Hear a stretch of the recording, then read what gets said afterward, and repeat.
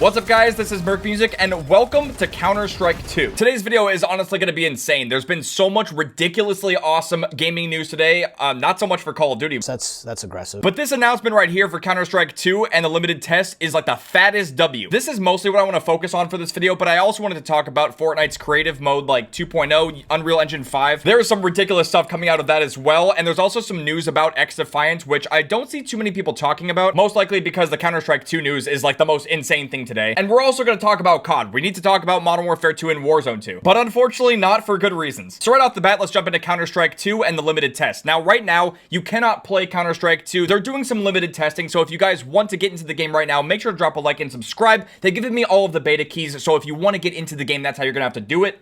I'm totally kidding. But if you want to... Just kidding, don't do that. But that is kind of how it's working so far. I mean, I'm pretty sure they're going to have pros playing the game. I would assume some CSGO content creators, whether that's like YouTubers, Twitch streamers, people and players who are very involved in the game should be able to get access to this before everyone else. But as we scroll through this, along with some tweets as well, you'll see how you can get access to the Counter-Strike 2 limited test. Yeah, so this is the first real thing right here. It says the next era of Counter-Strike begins this summer.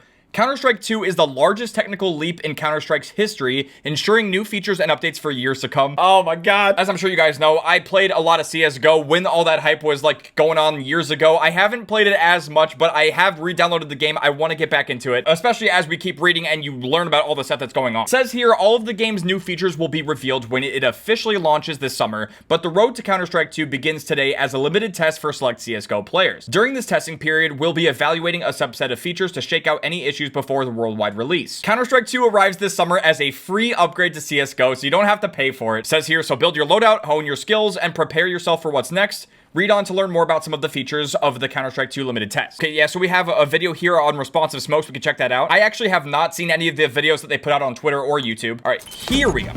Responsive smokes. Information can mean the difference between success or failure. As a result, smoke grenades have become a cornerstone of team tactics. With Counter-Strike 2's new game engine, we've evolved smokes and made them dynamic. Ooh. Puffy clouds. Now create volumetric 3D objects that live in the world. They're living now. All players see the same smoke regardless of position, but the smoke can interact with the environment in interesting ways. Ooh. It reacts to lighting, grows to fill spaces naturally. The shape of the smoke cloud can be Dude, that's crazy. Carved by bullets and grenades. Oh my good, dude, that's gonna lead to some insane tactics. Provide even more tactical opportunities. That's awesome. Look and play better. I can't wait. Dude, this is looking amazing. They're getting me hyped. I'll just go ahead and say it. I'm terrible at Counter-Strike now. I played a deathmatch like a few minutes ago. I've got a long ways to go if I'm gonna get back on Counter-Strike, but that already looks awesome. This is a pretty massive overhaul to smokes. I'm not exactly sure how everyone's feeling about that. I've been too out of the loop with Counter-Strike, but I would imagine that if they're gonna have responsive smokes where grenades and bullets can kind of like temporarily clear the smoke so you can shoot through it and actually see what you're shooting at, I want to assume that that's a feature that people actually wanted. They have another video right here. It's called Moving Beyond Tick Rate. All right, here we go. For its visceral and satisfying gunplay. Yeah. Now, firing a weapon looks pretty simple. You click your mouse, your character shoots, your target takes damage. But there's a lot more happening behind the scenes. In previous versions of Counter-Strike, the game only evaluated moving and shooting in discrete time intervals, or ticks, and time between those ticks didn't exist. For the most part, the experience was seamless. But sometimes those milliseconds between click and tick could be the difference between landing or missing your shot. That's why with Counter-Strike 2, we're introducing sub-tick updates. Now the tick rate no longer matters for moving and shooting, so the server will know the exact moment you fired your shot, jumped your jump, or peeked your peek. Wow. And the server will calculate your precise actions between ticks. So what you see is what you get. That is so crazy. I remember seeing the tick rates being like one of the biggest complaints that people had for Counter-Strike. You'd essentially have to play on community servers to be able to play at 128 ticks because the standard tick rate was just not high enough on the default like Valve servers. So I guess they just said F it, and now we have sub-tick updates, which I guess basically is saying, hey, the tick rate doesn't really matter. I hope it works out that way and that it's extremely smooth and that everyone will stop complaining about tick rate. Sounds great. We'll just have to see how it plays. All right, we have leveling up the world next. Oh my goodness, that is very old. With over 20 years of history, maps are a fundamental pillar of Counter-Strike. And in Counter-Strike 2, maps are getting a new look. But don't worry, you can still bring along your countless hours honing strategies and exploiting every corner and crevice. We took 3 approaches to improving maps while retaining their rich legacy. First, there are touchstone maps. Classic maps with solid foundations that players can use to evaluate gameplay changes from CSGO to Counter-Strike 2.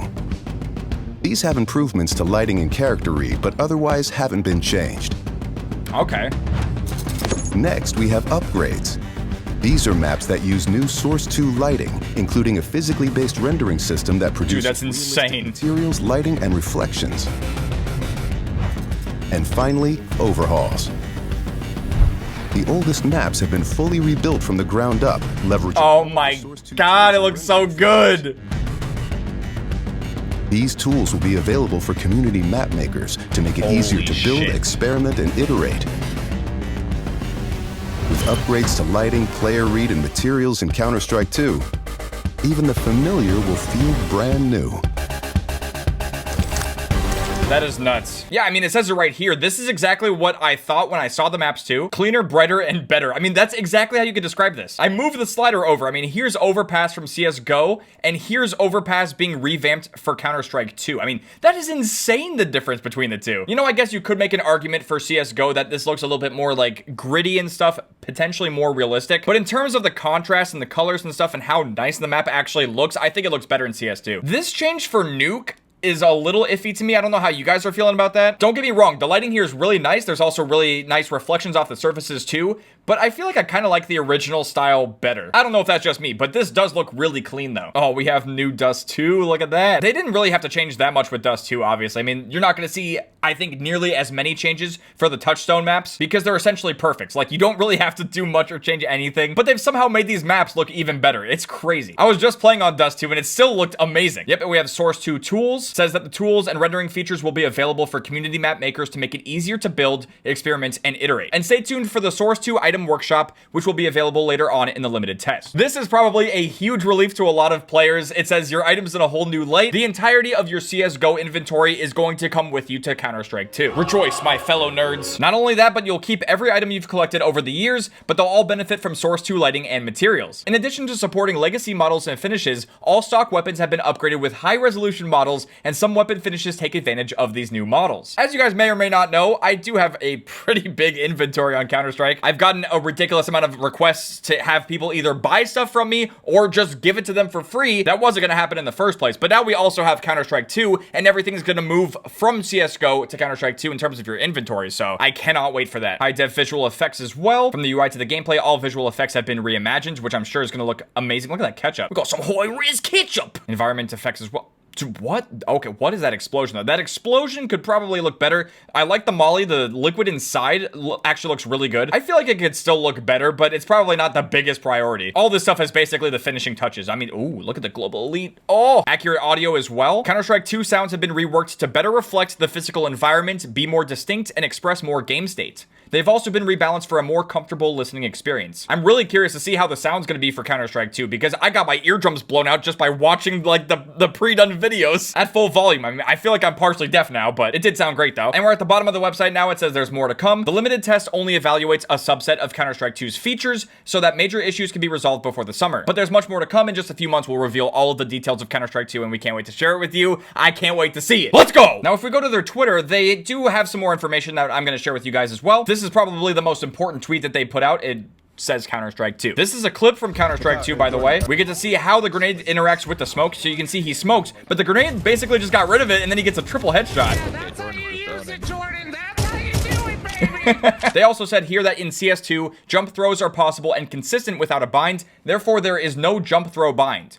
Try jump throws and let us know what you think. They say that, but the majority of the player base actually is not in the Counter-Strike 2 playtest. So for them to say try the jump throws is a little goofy just because most of us are not even playing this right now. But yeah, sadly they had to put out this tweet saying beware of scams. The only way to check for limited test access is to launch CSGO through Steam and check the main menu. Do not log into third-party sites claiming to check your Steam account for access or offering limited test access or keys. There are no limited test keys. Yeah, also be on the lookout for YouTubers who are saying that you can get into the limited test for Counter-Strike 2 by liking and subscribing. That's probably not gonna work.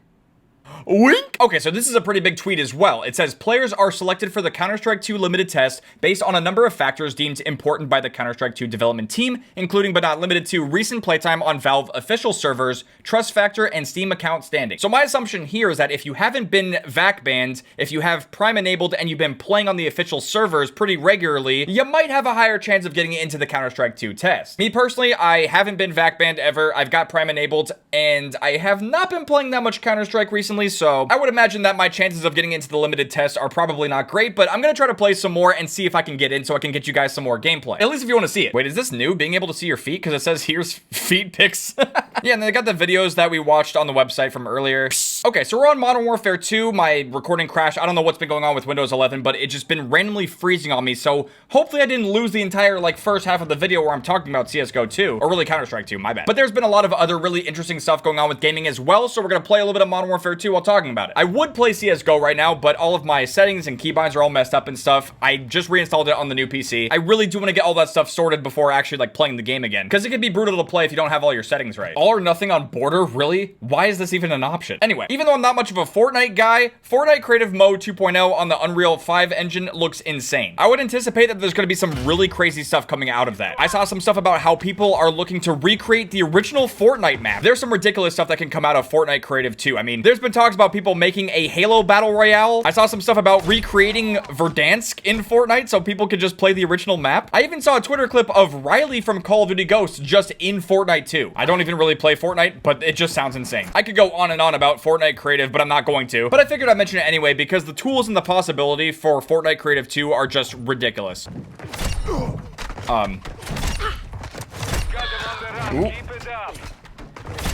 Oh no, it got split by the time I got the quad. That was basically a quad throwing knife. That was nuts. Another thing that happened today that I haven't seen too many people talking about is the fact that XDefiant, which is a new FPS game that's being made by ex-Call of Duty devs. I think what I had seen when I read it online is that they're going to be inviting press to play the game. And this is a game that's been in development for quite a while. So that could mean that it's going to have a release date soon. Also, how many triples am I going to get that don't turn into quads? Like, oh my goodness.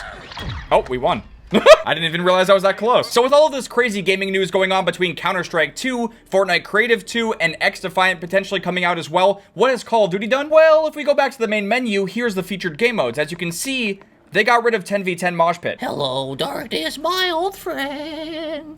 I've come to talk to you again. Yeah, basically the best thing that they've added to this game, they took away. There's no shipment 24/7, there's no 10v10 mosh pit. This game is great! Love Modern Warfare 2 and Warzone 2. Oh boy, the game is killing it right now. Good job, guys. I mean, I guess you can play one on the chamber or all or nothing, like, individually. But now you can't play gun game or infected. They got rid of party modes too!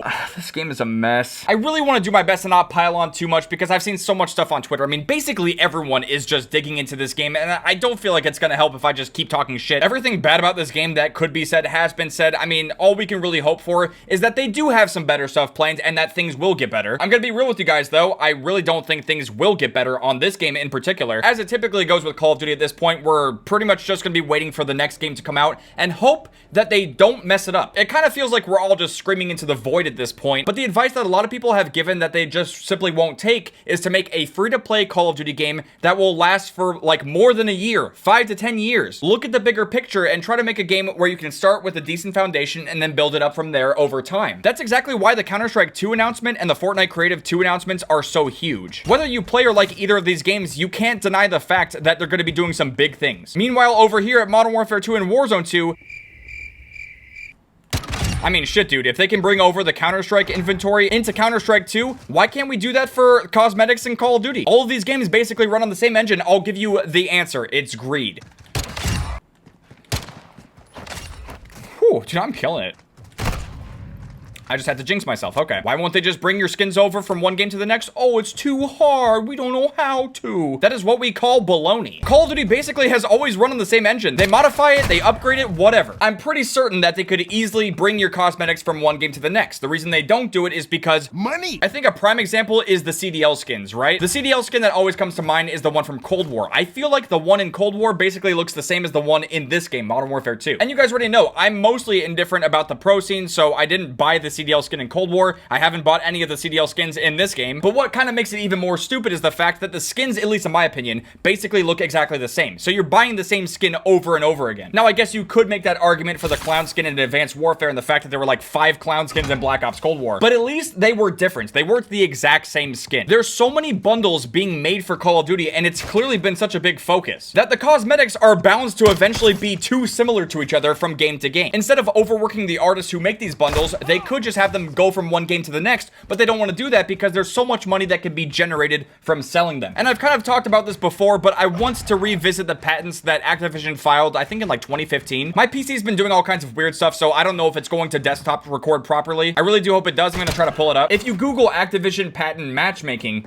the very first result is the matchmaking system and method for multiplayer video games. And as you can clearly see here, they have a microtransaction engine that's part of the matchmaking system. If you guys want to check it out and read it in depth, I'll have a link to the patent in the description of this video. But essentially the way the matchmaking engine works for a lot of Call of Duty games is that if you buy a lot of skins in Call of Duty, you're considered a veteran player. And people who don't buy cosmetics, they don't buy the microtransactions, they're basically considered noobs. They call them juniors in the patent. So the way the matchmaking system works is that if you're someone who buys a lot of skins, they will actually try to actively put you in games against people who don't buy microtransactions. These could be players who are good, but they just don't want to buy the stuff, or they could be complete noobs who don't have anything and they're just like new to the game or they're terrible. Which is why there's been conversations around store-based matchmaking, because if you buy skins, there is that slight chance that you might be put against more noobs in multiplayer. And this is exactly why people are saying that skill-based matchmaking is so manipulative and the way it works in Modern Warfare 2, because they're actively trying to get people who don't normally buy microtransactions to buy the skins. I'm not going to sugarcoat it. It's pretty fucked up. I don't like what they're doing, and this is exactly why I've been advocating for them to just go back to normal matchmaking. Because the more you look into it, the more you're going to get disappointed. And what sucks about it even more is that I'm still playing and enjoying the game for what it is. I know deep down that this game can get better, but I just don't know if they're going to push it in the right direction. Also, dude, this game has been going on forever. I'm still the top in here. I mean, I'm going to win by default. You guys can keep leaving all you want. We got a 1v1 situation. Oh, he got him. Oh, you heard him. He heard him. Ooh. Oh, he got him, dude. Jing. Where we at, my boy? I'm dead. What the fuck? You're the last one left. There's no one else here. There's nobody else here. Yeah, they all fucking That's left. bullshit. Okay, how do I kill myself? You could try to go out of the map. Oh yeah, true. It's already over. GG, dude. God damn. Alright, GG. See, when game chat's actually chill, I mean, that's a great reason to still be playing COD. At the end of the day, Call of Duty is still massively popular. It's still going to outsell basically everyone, which is probably why we're not seeing some of those more significant changes. I guess I either can't help myself and I have to keep playing this game, or I just love the community too much, love the roots and the origins of the series, and I want to see it actually improve and get better. But with that being said, thank you guys very much for watching. I hope you guys enjoyed watching me talk about Counter-Strike 2, as well as Fortnite Creative 2, XDefiant, and the sad state of Modern Warfare 2 and Warzone 2. If you guys did enjoy this video and you want to see Counter-Strike 2 gameplay as soon as I can get my hands on it, make sure to drop a like. I'll see you guys later. Outcome, Tango. Hi. Boom.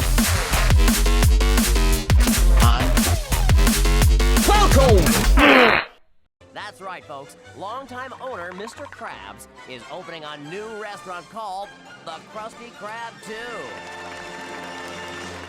First of all, congratulations, Mr. Krabs. Hello, I like money. What inspired you to build a second Krusty Krab right next door to the original? Money.